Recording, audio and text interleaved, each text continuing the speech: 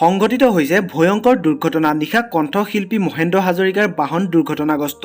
শিৱসাগৰৰ দিখৌ দলঙৰ সমীপত পথ দুৰ্ঘটনাত পতিত হয় জনপ্ৰিয় কণ্ঠশিল্পী মহেন্দ্ৰ হাজৰিকা। নিয়ন্ত্ৰণ হেৰুৱাই দলঙৰ কাষৰ এজোপা গছত খুন্দিয়াই আহত শিল্পীগৰাকী। ঘটনাটো ক'ত আৰু কেনেকৈ সংঘটিত হ'ল এই ভিডিঅ'টিৰ জৰিয়তে আপোনালোকক সবিশেষ জনাম, গতিকে ভিডিঅ'টো স্কিপ নকৰাকৈ শেষলৈকে চাই থাকিব।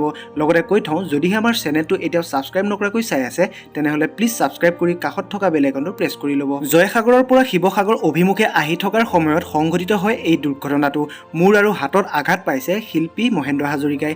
আঘাতপ্ৰাপ্ত শিল্পীগৰাকীক স্থানীয় ৰাইজৰ সহযোগত বাহনখনৰ পৰা উদ্ধাৰ কৰা হয় আৰু শিল্পীগৰাকীক ততাতৈয়াকৈ শিৱসাগৰ অসামৰিক চিকিৎসালয়ত ভৰ্তি কৰোৱা হয়।